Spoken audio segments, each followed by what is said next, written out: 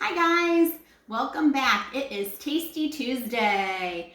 We are here on Mrs. McKissick's Moments and we are going to bring you a wonderful tasty treat that you can make at home today. Our kitchen has been super hopping today.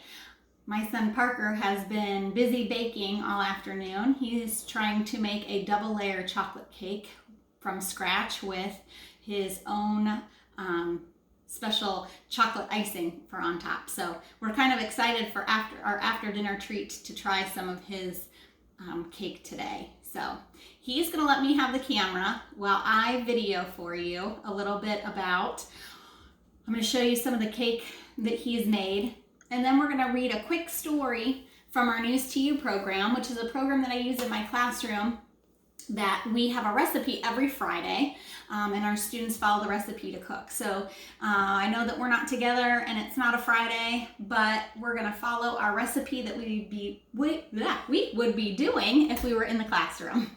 So that was a tongue twister, you try that. All right, Parker's gonna hand it to me. Okay, let's go over here. Here is the start of Parker's double layer chocolate cake. There's his delicious icing. Too bad you don't have smell-o-vision and can't smell that. All right, here's our news to you this week, friends. And if we were in class, I would be reading to you this story. It's called the 2020 Census. A census counts people. The U.S. will have a census in 2020. The census will count every person in the U.S. Do you remember what the U.S. stands for? You're right, it's United States. A government group does each census. This group is called the Census Bureau. The Census Bureau gathers information. The information is about people in the U.S. The U.S. government uses the information. The government makes decisions. They make decisions to build schools, hospitals, roads, and more. So they use all that information to help us out in our community. They're going to count each and every one of you. Okay, so here's our recipe. It's called Count the Layers Cup. As you can see, we need yogurt, peaches, granola, measuring cups and spoons, and a plastic cup to put all the ingredients into. Well, here at the McKissick house, we only have the yogurt. So we are going to improvise. The fruit that we do have are mandarin oranges. And instead of granola, I'm going to take some graham crackers and crunch them up to be the crunchy part in this. So you could use any fruit that you have at home and any flavor of yogurt. Okay, that's what our recipe calls for anyway. It says any kind of yogurt. So I have blueberry here. And that's what we're going to try today. So we're improvising, which is what we'll probably have to do as we go through trying to make different recipes, since we can't just run to the store to get ingredients that we need. So, all right, without further ado, I'm going to give this back to Parker and we're going to put together our recipe. All right, hi. Okay, let's see what we got here. Here is our cup that we're going to use. I do not have plastic cups. Well, the plastic cups I do have, you can't see the layers. So we're going to use a glass cup here. And the first thing it says to do is to layer the yogurt into the cup. So it says to use 1/3 of a cup. That's because they're making enough to make 6 actual cups of the layered goodness. Okay? So anyways, we're going to take and spoon in a good amount to make a layer of yogurt. What do you think? I think that looks good, don't you, Parker? Yeah. Yeah, okay. All right, next they want us to put this is very hard to open, some of our fruit on top of the yogurt. So my mandarin oranges are in syrup. I need to take that over to the kitchen sink. Don't mind some of our dishes that Parker has got to wash up from his cake baking adventure.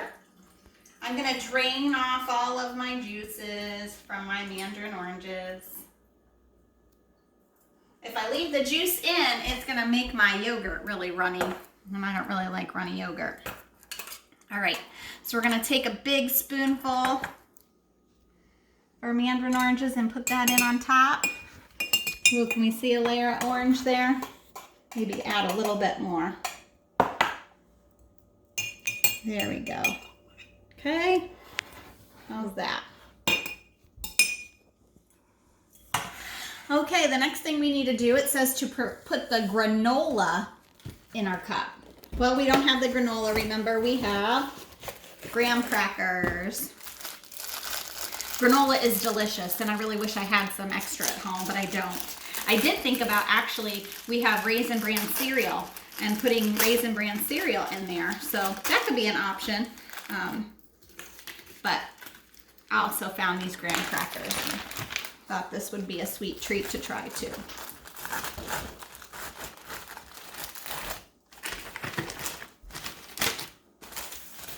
All right, we've got our graham crackers in our bag. We're gonna smush them up. For extra fun, you can take a rolling pin and roll over this and kind of beat it. The kids in the classroom would love to do that. Get their anxiety, frustrations, and wiggles out. All right, there's our smushed graham cracker. Okay, I'm gonna take a tablespoon. We're gonna put a couple of those in to layer them in on top. All right, then we just go ahead and start our process again. We're gonna put in some yogurt.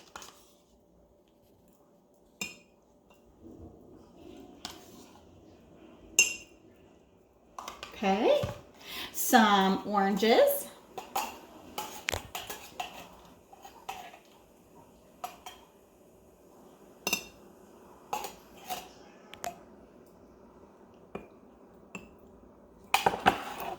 And some graham cracker.